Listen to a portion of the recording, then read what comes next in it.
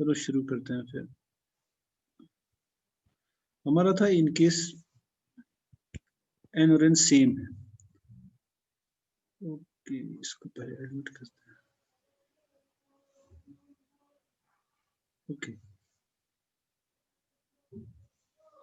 तो क्या था वो? It was like -1 into, of course वो pnx था, dx को स्क्वायर था। It was the same thing, क्योंकि हम मानते थे कि n और m बराबर है। pnx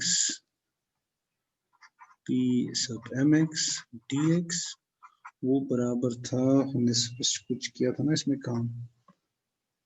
It was by 2 raised to power n factorial into -1 to 1, 1 minus x square का हट गया था, raised to power n into d nth derivative of p sub nx, क्योंकि यहाँ m था पहले, लेकिन क्योंकि अब m और m सेम है तो ये होगी अपनी situation.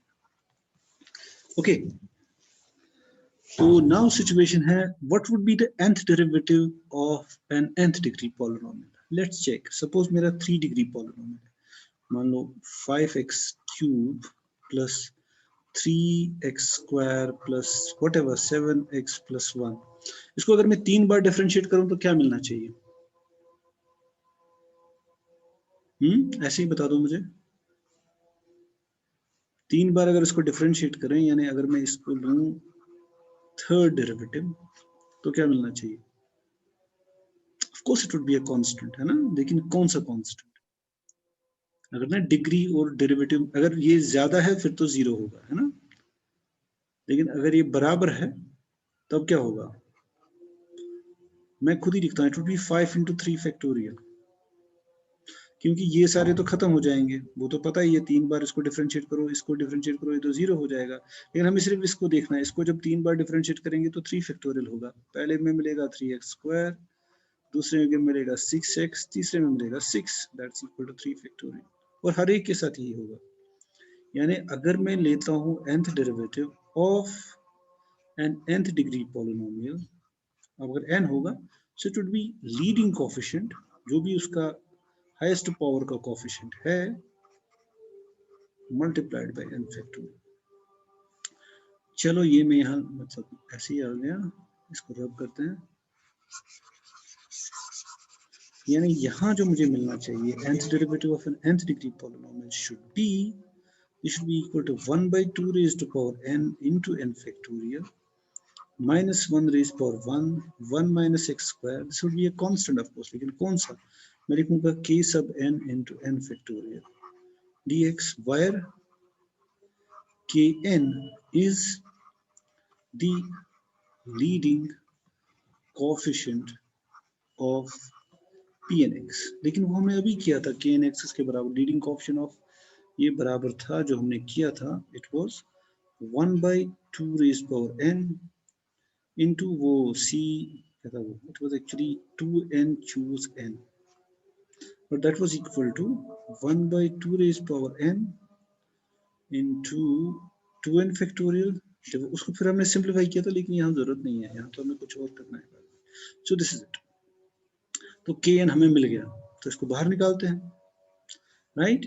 So which is further equal to, मतलब ये लिखने की जरूरत नहीं है, हम राइट साइड पे लिख सकते हैं। सो it will B 1 by 2 raised power n, n factorial अपना है, और एक और भी बहुत सारी चीजें आ जाएगी। एक तो आ जाएगा, इसको अगर बाहर निकालें तो n फैक्टोरियल इंटू के एन, तो इसको चलो इसको यही खत्म कर देते हैं, ठीक है?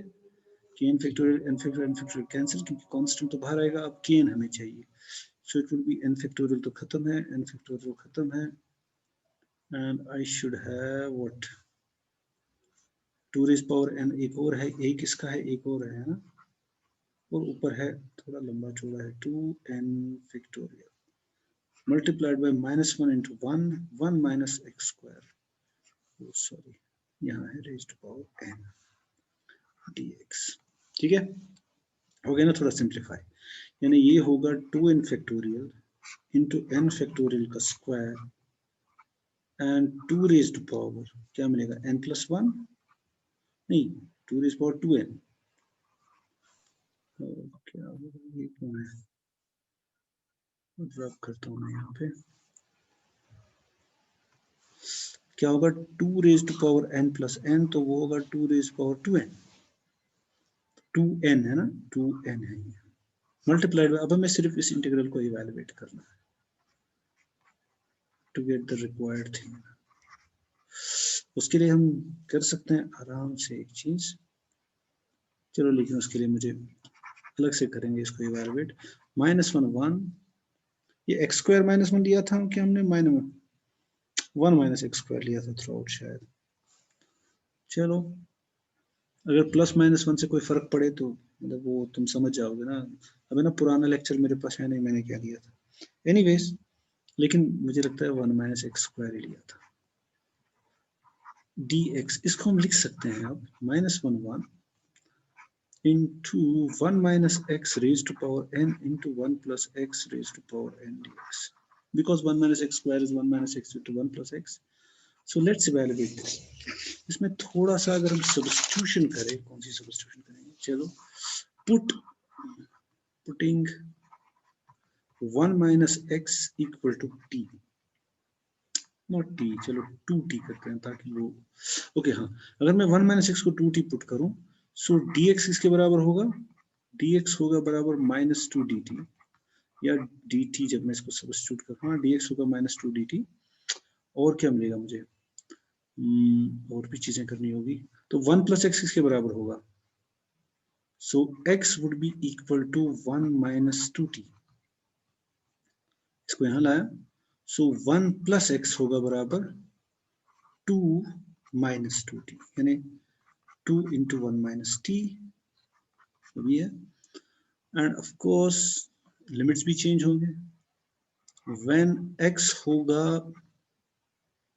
-1, x अगर -1 होगा तो क्या होगा, 2t किसके बराबर होगा, x है -1 तो ये आ जाएगा 2, तो t होगा बराबर 1 के, और when x is equal to 1 t होगा 0। आई होप ठीक है, x 1 है तो ये 0 है, -1 है तो ये अगर 1 minus 2, ठीक है। Therefore, after this substitution, I can write -1 minus x square raised to power n dx बराबर होगा, oh no,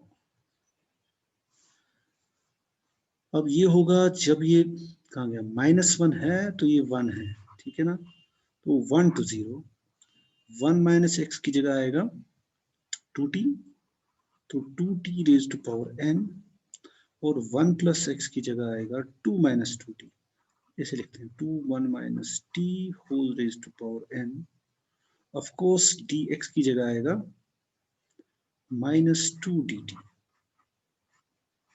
राइट, हाँ बिल्कुल सही। सो ये करने के बाद इस माइनस को मैं एब्जॉर्ब करता हूँ, उसको लिखूंगा मैं 0 to 1 2 raised to power n t raised to power n again 2 raised to power n into 1 minus t raised to power n 2 dt। Okay, तो ये मिल जाएगा मुझे, 2 उसको बाहर निकालेंगे, 1 2, so it should be 2 raised to power 2n plus 1, है ना, into 0 to 1 t raised to power n into 1 minus t raised to power n dt,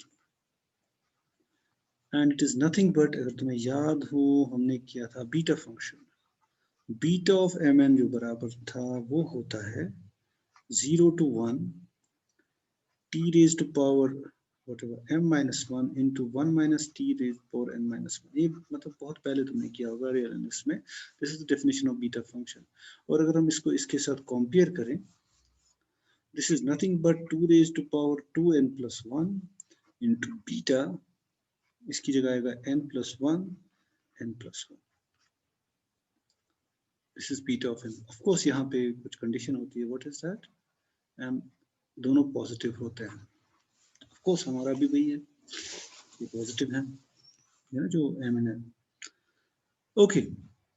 लेकिन एक और रिलेशन है जो तुमने वहां पे की है कि beta of mn is equal to gamma of m, gamma of n divided by gamma of शायद m प्लस n, शायद यही है। सो इस पे अगर मैं वो करूं अप्लाई, सो ये बन जाएगा 2 raise power 2n plus 1 gamma of n plus 1, right, multiplied by gamma of n plus 1 whole divided by gamma of m plus n plus 1, right? No, गलत किया मैंने, m की जगह भी तो n ही है ना? मैंने m की जगह है ना यहाँ n plus 1 n plus 1, m की जगह भी n plus 1, n की जगह भी n plus 1, so it should be इन दोनों का sum. What is that? It should be gamma of n plus 1 plus n plus 1. अब चूंकि ये नेचुरल नंबर है हमारे, हमने चूंकि इससे ना power of a polynomial that's a natural number, so it should be 2 raise power 2n plus 1. और मैंने इससे पहले भी कहा था gamma is a generalization of the factorial and gamma of n plus 1 is equal to n factorial. So it should be n factorial whole divided by 2n plus 1 factorial. 2n plus 1 factorial. हमारा काम हो गया। अब पीछे जो हमने रखा था उसमें सब्स्टिट्यूट करना है इसकी जगह। लेट्स कॉल दिस 1, तो substituting in 1 we get, next page लेते हैं, substituting in 1 we get, let me, बड़ा लंबा चौड़ा है, एक तो ये है 2n फैक्टोरियल, n फैक्टोरियल का स्क्वायर 1 बाई था, 2n factorial was that 2n factorial divided by n factorial का स्क्वायर और 2 का कुछ पावर था, आई थिंक वो था 2 raise to power 2n multiplied by ये जो हमें यहाँ मिला 2 raise power 2n plus 1, 2 raise to power 2n plus 1 और क्या था n फैक्टोरियल का स्क्वायर, यहाँ है n फैक्टोरियल का स्क्वायर, सॉरी यहाँ भी है n फैक्टोरियल का square divided by 2n plus 1 का फैक्टोरियल। ये हमारा टोटल है जो हमने निकाला था -1 1। हाँ हाँ बोलो, हाँ कोई कुछ पूछ रहा था, कोई कुछ पूछ रहा था, हेलो हेलो, अरे ये बंद करो जिसका भी है, ओके। तो n फैक्टोरियल स्क्वायर खत्म, ये हुआ 2 रेज पर 2n प्लस 1, तो इट शुड बी 2 आना चाहिए ऊपर। I think you can see that it is this thing,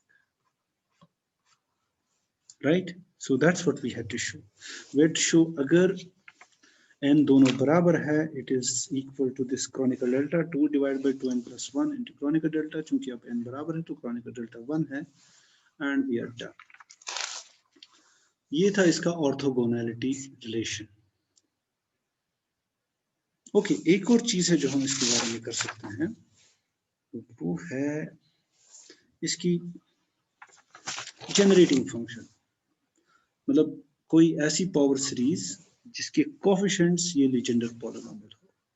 end of course अगर तुमने वो थोड़ा सा भी वो डिफरेंशियल इक्वेशंस का ठीक से किया होगा तो वहां उसका बिल्कुल क्लियर आइडिया आ गया होगा, बट कोई बात नहीं, हम इसको फिर से रिपीट कर सकते हैं। इसकी जो जनरेटिंग फंक्शन है, मेरे कहने का मतलब है वो फंक्शन, ऐसी function such that summation k runs from 0 to n pnx t raised power n, मतलब अगर मैं कोएफिशिएंट्स को लेता हूं अपने लेजेंडर पॉलिनोमियल, उसकी पावर सीरीज बनाता हूं वो कोएफिशिएंट्स लेके, तो मुझे कोई फंक्शन मिलती है, जैसे लेग्यूलर पॉलिनोमियल्स के लिए मिली थी, जैसे हर्माइट पॉलिनोमियल्स के लिए मिली थी। तो यहाँ पे थोड़ा सा वो कॉम्प्लिकेटेड है वो फंक्शन, इसलिए मुझे वो देखनी पड़ेगी। एक मिनट, हाँ, what was the generating function? Yes, इसकी जनरेटिंग फंक्शन है, मेरे कहने का मतलब है, let me write it down as a theorem,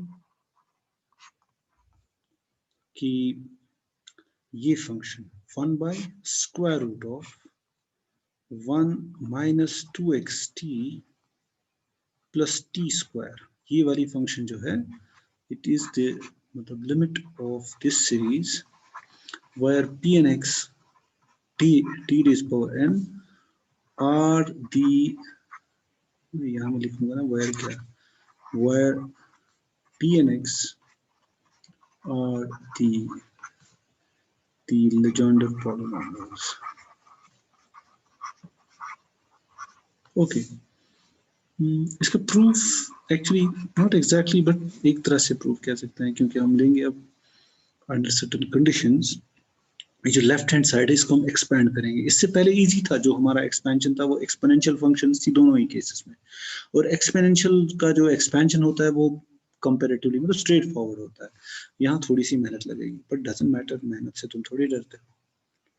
तो मैं इसको लिख सकता हूँ लेफ्ट हैंड साइड को 1 minus 2xt plus t square whole raise power -1/2, और इसको मैं फर्दर लिख सकता हूँ 1 minus t into 2x minus t whole raise power -1/2।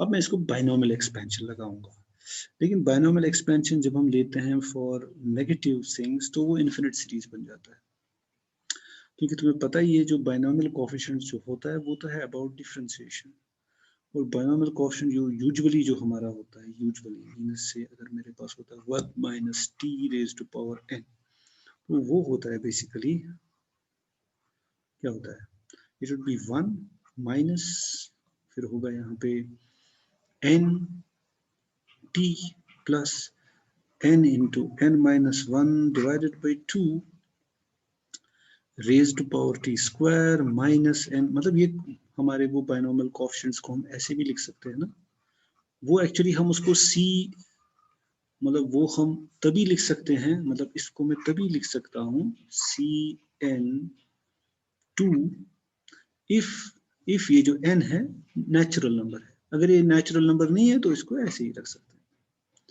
अब नेचुरल नंबर्स का क्या फायदा है, ये जो कॉम्बिनेटोरियल सिंबल्स हैं ये इवेंचुअली n को एक एक कम करते जाएंगे तो 1 हो जाएगा, है ना, 3 को एक कम करते जाओ अल्टीमेटली 1 हो जाएगा ना, लेकिन माइनस का क्या होगा, है ना, सपोज इट वाज माइनस, फिर आएगा -2, फिर आएगा -3, ये ऐसे ही जाता जाएगा ना, यानी we would get an infinite series. और ऑफ कोर्स ये अगर -1 है सपोज तो यहाँ प्लस आ जाएगा, है ना, इसी तरह से यू कैन जस्ट मतलब it would be an infinite series. और मैं चाहूंगा तुम इसको चेक करो, अगर 11th-12th में कहीं पे है जब हम इसका नेगेटिव कोएफिशिएंट लेते हैं, या ग्रेजुएशन में होगा तो उसको देख लो।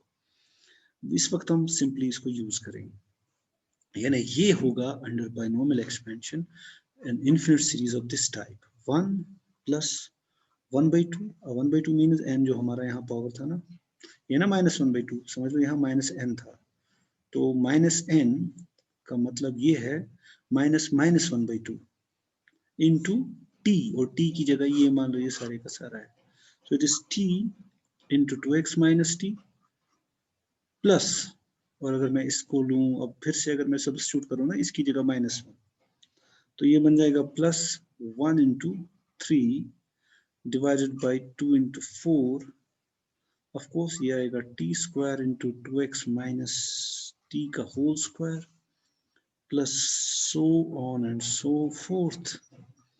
Late me write it as 1, मतलब nth टर्म क्या आएगी इसकी, लेट मी, चलो यहाँ थोड़ी सी जगह मुझे चाहिए, मैं यहाँ जाऊंगा थोड़ा आगे, ओके, तो plus so on and so fourth. वैसे मुझे इससे आगे नहीं जाना चाहिए ना यहाँ से, उसका थोड़ा मीनिंग, लेकिन जगह की वजह से मैं लिखूंगा यहाँ पे इसका, क्योंकि यहाँ मुझे एक और टर्म चाहिए, मतलब इन्फिनिट सम है ये, लेकिन nth टर्म इसकी इस तरह से होगी 1 into 3 into 5 into so on and so forth up to 2n minus 1, मतलब ऑड वाले, डिवाइडेड बाय 2 इंटू 4 इंटू मतलब जो इवन वाले नंबर्स नेचुरल नंबर्स हैं t raised power n into 2x minus t whole raised to power n plus so on and so forth. Now it would be an infinite sum because इसका negative binomial coefficient है, और formula ये होगा फिर मतलब values देने हैं इसमें। ओके, ये करने के बाद लेकिन मुझे चाहिए क्या, मुझे दिखाना है ये जो t raised to power n का जो कोएफिशिएंट है वो pnx है ना, t raised to power n का कोएफिशिएंट मुझे ढूंढना है, राइट? सो लेट अस सी, देखो टी रेज पावर एन, अगर मैं कहूं इससे पहले वाली टर्म कौन आती, late me write it down, इसीलिए मैंने यहाँ थोड़ी सी जगह छोड़ी। इससे पहले वाली टर्म होती, मतलब n माइनस वन टर्म इस सम में, वो होती 1 into 3 into so on and सिर्फ 2n minus 3 divided by 2 into 4 into 2n minus 2 into t raise power n minus 1 into 2x minus t whole raise to power n minus 1। मैंने इसलिए लिखी था क्योंकि देखो टी रेज पावर n तो यहाँ आएगा पावर, लेकिन और यहाँ पर भी टी रेज पावर n आ सकता है डिपेंडिंग अपॉन, मतलब है ना, यहाँ टी इधर भी है ना, अंदर भी। हमें देखना है टी रेज पावर n का कोफिशिएंट। अगर मैं इसको चेक करूं, यहाँ इस वाली टर्म में टी रेज पावर n, इस वाली टर्म में t raise power n coefficient, इस वाली टर्म में टी रेज पावर n का कोफिशिएंट, लेकिन अगर मैं यहाँ चेक करूं टी रेज पावर n का कोफिशिएंट, वो क्या होगा? तो अगर मैं लिखूं coefficient of t raised power n in the nth term of the series.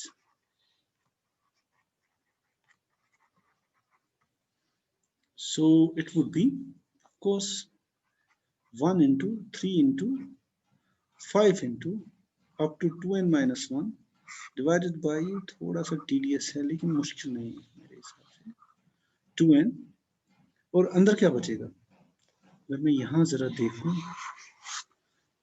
मैं ढूंढ रहा हूँ टी रेज पावर n का कोफिशिएंट, ध्यान में। सो एक तो है टी रेज पावर n, लेकिन अंदर क्या बचा है? अंदर है actually summation, right, summation k runs from 0 to n to x, of course minus 1 raise power n भी है क्योंकि यहाँ नेगेटिव है। Then I have 2x raise to power n minus k into t raise to power k। Okay, तो t raise to power n का coefficient वही होगा जहां जब यहाँ t का पावर खत्म होगा, यानी यानी यानी k का वैल्यू 0 होगा क्योंकि टी रेज पावर n बाहर है ना। तो k का वैल्यू अगर मैं 0 देता हूं, ये तो हो जाएगा 2x raise to power n, right, और ये होगा minus 1 raise to power n। So it should be यहाँ माइनस 1 रेज पावर n, लेकिन मैं k का वैल्यू नहीं, यहाँ k आना चाहिए, सॉरी मैं सोच रहा था ना। अब अगर k 0 हो गया तो ये 1 है, ये भी 1 है, so you should get k 0 है, it should be 2 raise to power, ये होना चाहिए कोफिशिएंट। इस वाली टर्म से हमें x रेज पावर, बाकी तो उसके दूसरे पावर्स होंगे, ये जरा याद रख लो। अभी हमने पूरा टी रेज पावर n का कोफिशिएंट नहीं निकाला, हमने सिर्फ इसका हिस्सा निकाला, और हमें दिखाना है वो होगा अपना लीजेंडर पॉलिनोमियल। अब इसमें से क्या आएगा? इसमें टी रेज पावर n का कोफिशिएंट क्या होगा? लेकिन उसके लिए मुझे चाहिए थोड़ी सी जगह, इसलिए मैं यहाँ थोड़ा रब करूंगा, क्योंकि अगर मैं दूसरे पेज पे चला गया यहाँ नजर नहीं रहेगी। ये वाला पोर्शन हम करते हैं रब। Okay, so let's do it. Okay, तो इसमें क्या होगा? I have got t raise power n minus 1 into, इसको अगर मैं एक्सपेंड करूं एज यू कैन सी, तो पहली वाली टर्म इसकी, मतलब डायरेक्ट में जाता हूं, पहली वाली टर्म क्या हम लेते हैं जब हम एक्सपेंड करते हैं?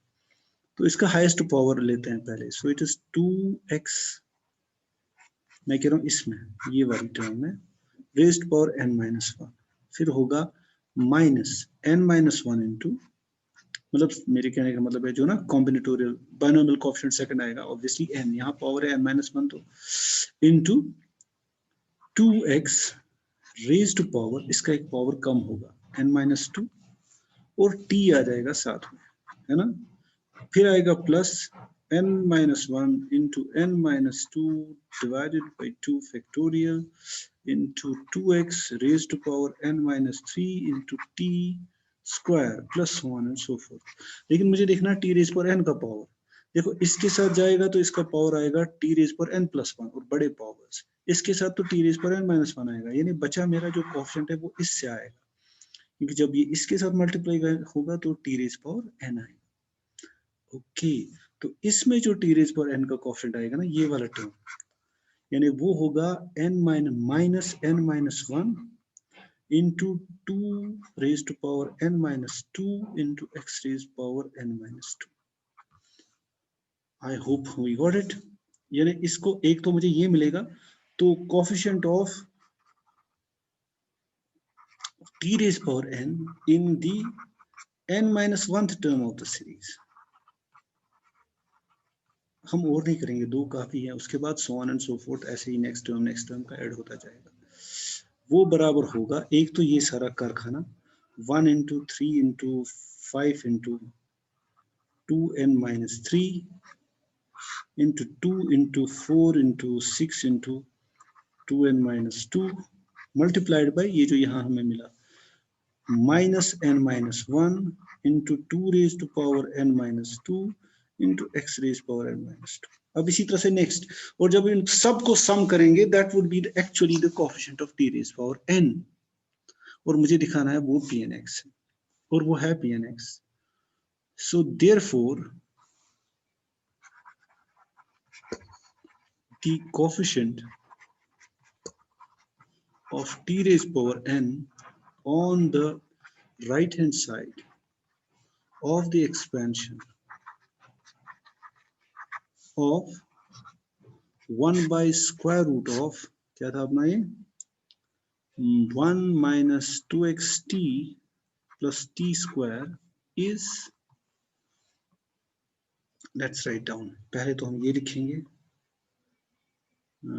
1 into, चलो या वैसे उतना मुश्किल नहीं याद रखना, 1 into 3 into 5 up to 2n minus 1 divided by 2 into 4 into 6 up to 2n multiplied by, अब टर्म्स का ख्याल रखना है, क्या था पहला वाला, 2x raised to power n,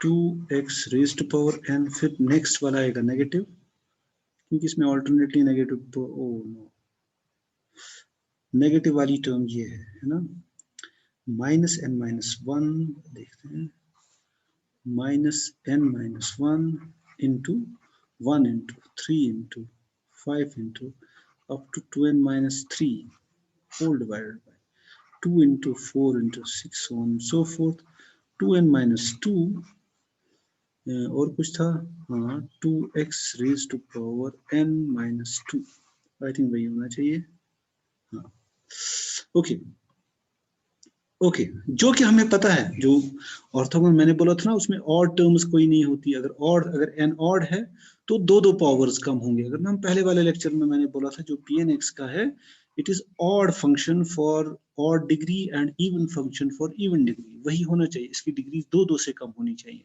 यानी अगर इवन है तो खाली इवन टर्म्स आनी चाहिए, तभी तो होगी ना जब दो करके कम हो, right, so which can be written as, अगर मैं इसको थोड़ा सा और सिंप्लीफाई करूं,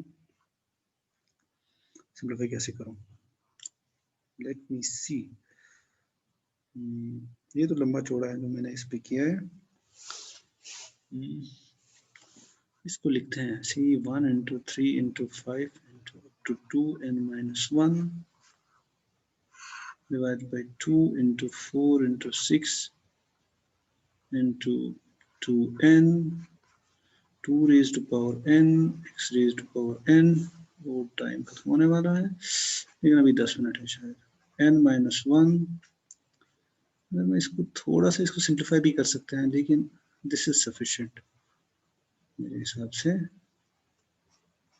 2 raised to power n minus 2 x raised to power n minus 2 whole divided by 2 into 4 into, वैसे इससे मतलब ये तो डेफिनेटली जब हम सोल्यूशन में सीरीज करते हैं ना, तो मतलब ऐसा ही हमें मिलता है, हमें सारी टर्म्स नहीं मिलती, क्योंकि हम सारी निकालते भी नहीं वहां, तो फिर मतलब काफी वो कॉम्प्लिकेटेड होता है, लेकिन यही एग्जैक्टली हमें मिलता है, लेकिन इसको हम ऐसे भी लिख सकते हैं, late me write it down in simplified form, मैं इसमें कॉमन निकालूंगा, देखो इसमें अगर मैं हर में से 2 कॉमन निकालूंगा तो 2 रेज पावर n कैंसिल होगा और नीचे आएगा n फैक्टोरियल, मेरे कहने का मतलब है 2 into 4 into 6 into 2n को मैं लिख सकता हूँ 2 raise to power n into n factorial, तो ये 2 रेज पावर n फैक्टोरियल खत्म हो जाएगा, I can write it 1 into 3 into 5 into 2n minus 1 whole divided by n factorial. Of course 2 raised power n cancel, और अंदर मैं लिख सकता हूँ x raised power n, फिर यहाँ थोड़ा इसको लिख सकता हूँ मैं n into n minus 1, ये खत्म हो जाएगा, फिर से 2n minus 2 बार आ जाएगा, लेकिन मुझे मिलेगा फिर, हाँ मैं थोड़ा उसको कॉम्पनसेट करने के लिए यहाँ एक्स्ट्रा टर्म, क्वेश्चन में क्या कोर्स वायरे गलत मैं कुछ वायरे ठीक ते मतलब क्या कोर्स ते में तो सेकंड करना मैं क्या हमको गलत क्वेश्चन, वायरे ठीक उसका सेकंड मैं वायरे थे ना यार इंजीनियरिंग को छावा ना तो वो काल की बार व्याप करा। हेलो ये जरा बंद करो जो भी है। Okay, which is equal to P sub nx, तुम चेक कर सकते हो, लीडिंग कोएफिशिएंट तो खैर मैच होता ही है, लेकिन अगर हम वहां चेक करें एक एक करके टाइम लगेगा, लेकिन this would be P nx. So hence I can say f of t 1 by square root of 1 minus क्या था 2xt plus t square, यही था शायद, of course is equal to summation P nx Tn. N runs from 0 to infinity. Okay, so that was क्या बोलते हैं इसको, इसकी generating function. It was little difficult, little more complicated than exponential function, जो Leguer और उसका जो Hermite polynomial में exponential function involved, मतलब it was some sort of an exponential multiplied by t raised power nx. मतलब मेरे sorry, it was some exponential is equal to summation n runs from 0 to infinity the polynomial multiplied by t raised power n. Anyways, तो ये तो था generating function इसकी। मैं अच्छा मुझे ये बता दो, जस्ट अ मिनट, मेरी आवाज आ रही है सबको कि बंद करके रखा है साइड पे? Hello hello hello hello, yes sir आ रही है। ओके, मतलब तुम सुन भी रहे हो कोई कि ऐसे ही मैं हवा में बातें कर रहा हूँ? नहीं सर सुन रहे हैं। अच्छा, तो मुझे ये मतलब तुम्हें कुछ पूछना है, क्योंकि मेरे पास 5 मिनट है और नेक्स्ट क्वेश्चन में 5 मिनट में खत्म नहीं कर सकता, इसलिए मैं सिर्फ तुमसे पूछना चाहूंगा कि मतलब कोई क्वेश्चन अब तक। वैसे इसमें ज्यादातर कैलकुलेशंस थी ना, थोड़ी सी कॉम्प्लिकेटेड सी कैलकुलेशंस, मतलब आइडिया में उतना प्रॉब्लम कुछ है नहीं मुझे लगता। ऑर्थोगोनैलिटी इज मतलब जो हमने दिखाया कि जब हम दो डिफरेंट चीजें मतलब उनको लें तो उनका इनर प्रोडक्ट 0 हो, और यहाँ पे इनर प्रोडक्ट हमें मिलता है बाय वे ऑफ इंटीग्रल। और मैंने ये भी शुरुआत में बताया था मतलब कैसे वो जो इंटीग्रल है ना, point wise multiplication and then integrating the that product over an interval is a generalization of the dot product, which is also summation ai bi, जब हम वेक्टर्स के कंपोनेंट्स को पॉइंट वाइज मल्टीप्लाई करते हैं और फिर उनका सम करते हैं, यहाँ पर भी पॉइंट वाइज मल्टीप्लाई करते हैं, सम के बजाय इंटीग्रल करते हैं, क्योंकि हमारा जो सेट है वो जो इंटरवल ऑफ इंटीग्रेशन है वो अनकाउंटेबल होता है। तो बस वही है यहाँ ऑर्थोगोनैलिटी। अब इसकी बची रेकरेंस रिलेशन, तो चलो मैं वो भी कर सकता हूँ, चलो 5 मिनट में थोड़ा सा कर ही लेते हैं, अभी 5 मिनट से ज्यादा ही है। लेकिन मुझे क्या है ना, मुझे वो दूसरा सेमेस्टर बोल रहा था कि आप थोड़ा स्लोली करो, तो मैं थोड़ा स्लोली सोचा, मैंने पहले तुम्हारे साथ ही थोड़ा स्लो जाए। ओके, अब ऑर्थोगोनैलिटी का हो गया, जनरेटिंग फंक्शन का हो गया, अब है हमारा इसकी जो रिकरेंस रिलेशन है, क्योंकि हम पहले ही कह चुके हैं ना, वो तुम्हें याद होगा, हमने रेकरेंस रिलेशन की है फॉर एनी कलेक्शन ऑफ, मतलब for any sequence of orthogonal polynomials,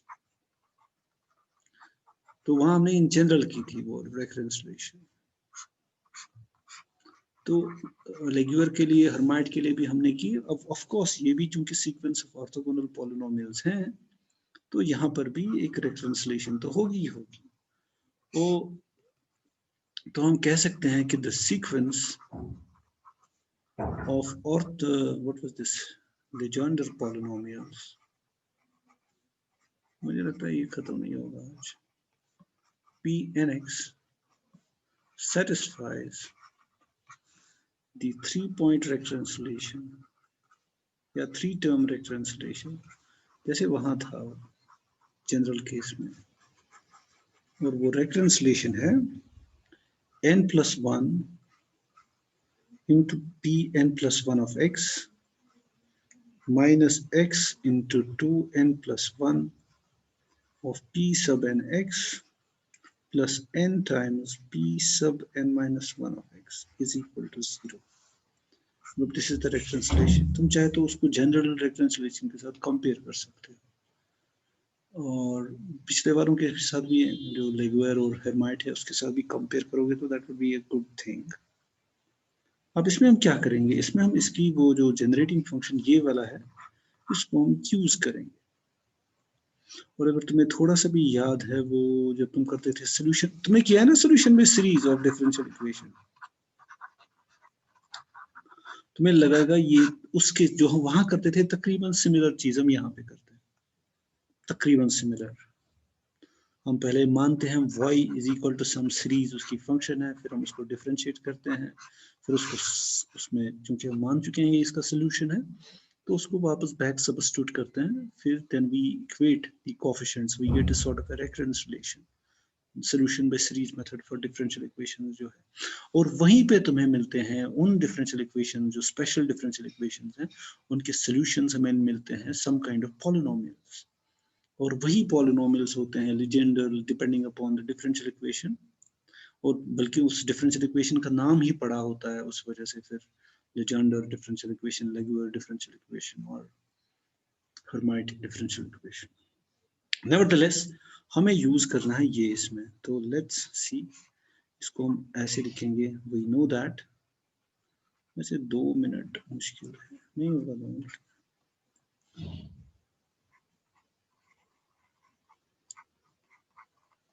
हाँ वैसे मैं ये बताने वाला था, वो जो आमिर अगर तुम सुन रहे हो तो वो तुम भेज देना मुझे अटेंडेंस आज शाम तक, वो यूनिवर्सिटी को भेज देनी है तो इसलिए.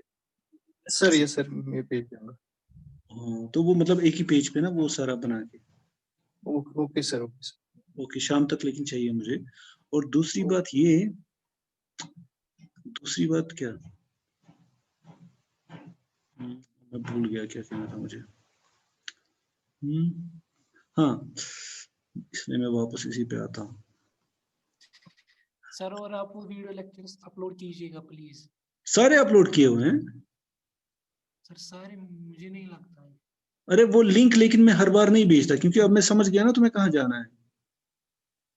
लेकिन मतलब मुझे लगता है शायद मैंने सारे ही किए हैं तुम्हारे, आज का अभी कर दूंगा, लेकिन मैं कभी कभी लिंक भेज देता हूँ, कभी कभी नहीं भेजता, क्योंकि मैं समझता हूँ कि तुम्हें तो पता ही है कहाँ जाना है. एक बार अगर तुम वहां गए हो तो तुम्हें मतलब, चलो मैं ये लिंक भेज देता हूँ, वहां तुम्हें सब मिलेंगे, नो इश्यू, सारे के सारे भेजे हुए हैं, सिर्फ आज का नहीं भेजा. अब 1 मिनट है तो हम इसको यूज करेंगे, जैसा कि मैंने बोला ना डिफरेंशियल इक्वेशंस में तुम जब सॉल्यूशन बाय सीरीज करते थे तो तुम फिर क्या करते थे, when you suppose that this is equal to this series, you just differentiated with respect to t, और फिर इक्वेटिंग द टर्म्स. लेकिन मुझे लगता है लेट मी स्टॉप, क्योंकि 10-20 सेकंड है, तो इंशाल्लाह नेक्स्ट टाइम मिलेंगे. कल तो मुझे लगता है अगर इंटरनेट बंद रहा तो नहीं होगा, अगर इंटरनेट ऑन हो गया कल, क्योंकि 26 जनवरी है, तो हम क्लास लेंगे, अगर नहीं हुआ तो तुम्हें पता ही होगा इंटरनेट नहीं चल रहा है तो क्लास नहीं होगी. ओके खुदा हाफिज, let me end it here, there are 10 seconds. God bless you. Attendance मुझे भेज देना आमिर, जो भी सुन रहा है.